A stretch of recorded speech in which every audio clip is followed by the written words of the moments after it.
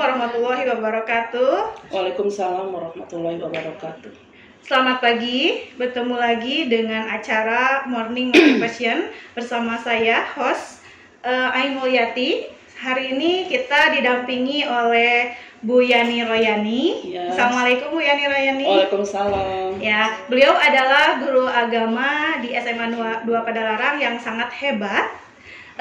Banyak sekali ilmu yang bermanfaat yang bisa hari ini kita sampaikan. Hari ini kita akan mengobrol tentang 7 indikator kebahagiaan di dunia ya Bu ya? Iya. Ya, itu salah satunya apa ya? Dari 7 indikator yang untuk kebahagiaan di dunia itu. Bismillahirrahmanirrahim. Terima kasih Bu Ai. 7 indikator kebahagiaan di dunia. Yang pertama adalah hati yang selalu bersyukur. Ya, hati yang selalu bersyukur. Semua umat muslim dan muslimah itu diwajibkan untuk selalu bersyukur kepada Allah. Baik itu melalui lisannya, baik itu melalui hatinya, baik itu melalui perbuatannya, gitu ya. Pokoknya segala sesuatu yang telah diberikan oleh Allah kita nikmati dan kita bersyukur. Ya, berarti kalau begitu setiap hal yang yang kita nikmati itu harus disyukuri ya Bu? Iya. Nah, betul. salah satunya seperti apa sih ya yang mensyukuri nikmat dari dunia ini gitu? Ya misalnya bersyukur dengan hati, kan tadi disebutkan hati yang selalu bersyukur. Ketika kita merasakan segala kenikmatan yang sudah diberikan oleh Allah, kita harus meyakini bahwa segala kenikmatan itu telah diberikan oleh Allah pada kita. Nah, itu cara bersyukur dengan hati. Nah, yang kedua adalah cara bersyukur dengan lisan. Ketika kita yakin bahwa semua kenikmatan yang telah diberikan oleh dari Allah itu adalah sudah dinikmati oleh kita dan kita menikmatinya, maka ketika kita meyakini bahwa semua itu Allah yang memberikan kenikmatan, kita otomatis akan mengucapkan, orang itu akan mengucapkan alhamdulillahirabbil alamin, segala puji bagi Allah. Dan mulut ini selalu mengucapkan bersyukur, alhamdulillah. Pokoknya memuji Allah itu dengan lisan. Dan kemudian ada bersyukur dengan tindakan. Bagaimana cara bersyukur dengan tindakan? Ketika Allah telah memberikan kenikmatan, nah bagaimana cara bersyukur dengan tindakan? Yaitu dengan melakukan apa yang diperintahkan oleh Allah dan menjauhi apa yang dilarang oleh Allah. Nah, tadi kan gini ya Bu, ada bersyukur secara lisan gitu ya, ada ungkapan bersyukur secara lisan. Kalau bersyukur secara lisan itu kan tadi disebutkan bahwa kita itu harus mengucapkan alhamdulillah kalau misalkan ada sesuatu. Kalau misalkan seperti ini, kita sudah mengucapkan alhamdulillah, tetapi kadang kala kan di hati kita, aduh kenapa nasib kita tidak seberuntung orang lain gitu. Apakah itu dari wujud dari wujud kita bahwa kita itu tidak mensyukuri atau seperti apa? Nah, yang seperti itu namanya kufur nikmat. Nah, kenapa disebut kufur nikmat? Allah itu sudah memberikan banyak sekali kenikmatan kepada kita, tetapi kita tidak mensyukurinya, tidak menyadari bahwa itu diberikan oleh Allah kepada kita. Makanya kita sebagai seorang muslim atau muslimah wajib bersyukur apa yang telah diberikan oleh Allah. Nah, berarti kalau begitu kalian siswa harus bersyukur terhadap apa yang telah kita miliki. Kita diberikan umur yang panjang, diberikan kesehatan, diberikan rizki, diberikan orang tua yang sangat menyayangi kita wajib bersyukur. Nah, yang kedua apa tuh Bu untuk kebahagiaan di dunia ini? Nah, yang kedua adalah pasangan hidup yang soleh atau solehah. Nah, jadi kalau misalnya kita mempunyai pasangan hidup yang soleh atau solehah, maka keluarga pun nanti akan soleh. Pasangan kita soleh, anak kita soleh, rumah tangga pun soleh gitu. Bukan berarti harus menikah sama Pak Soleh ya, Bu? Bisa menikah dengan Pak Soleh bisa. Tapi harus soleh Pak Solehnya juga. Ya, tadi kan berungkapan bahwa kenikmatan indikator kedua di dunia itu yaitu memiliki pasangan yang soleh dan soleha. Nah, kalau misalkan begini nih, ada pasangan suami istri nih, yang satunya soleh, sedangkan yang satunya misalkan belum gitu ya, belum soleh nih. Apa kiat-kiatnya untuk menarik supaya keduanya itu memiliki kesolehan yang sama gitu? Iya. Jadi di sini kalau misalnya suaminya soleh, istrinya belum solehah, suaminya yang mengajak kepada kesolehan, ya. Misalnya yang pertama dikasih tahu, ya. Udah ya, yang pertama dikasih tahu masih seperti itu istrinya tidak solehah. Yang kedua dikasih tahu juga. Yang ketiga sampai yang ketiga barulah diperingati, gitu ya. Nah, pokoknya sebagai seorang imam, suami itu harus bisa mendidik istrinya. Dengan cara bagaimana? Misalnya dengan cara memberi contoh yang baik kepada keluarganya, terutama kepada istri dan anaknya, gitu ya. Begitupun sebaliknya. Nah, kalau misalkan tips apabila kita ingin mendapatkan jodoh yang soleh nih seperti apa? Nah, kalau misalnya kita ingin pasangan yang soleh, berarti kitanya dulu yang harus soleh, ya. Berarti kitanya dulu yang harus soleh. Kalau insya Allah kalau misalnya kita sudah soleh, kita pasti akan mendapatkan jodoh yang soleh, gitu. Nah, gitu ya. Jadi kalau misalkan kita ingin mendapatkan jodoh yang soleh, maka kita dari diri kita dulu nih, kita harus memupuk dulu ibadah kita seperti apa, tata perilaku kita seperti apa, supaya nanti kalian juga akan mendapatkan pasangan yang soleh dan soleha. Nah, sekarang indikator ketiga nih, apa ya Bu indikator ketiga? Yang ketiga itu adalah anak yang soleh.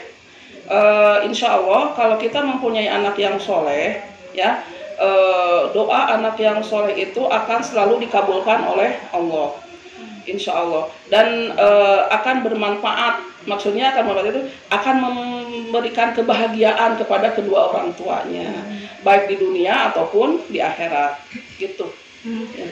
Jadi yang ketiga itu adalah apabila kita memiliki anak yang soleh. Nah, misalkan nih, kalau orang tuanya sudah meninggal nih, kalau misalkan berdoa terus berdoa untuk yang meninggalnya itu, jadi seperti apa?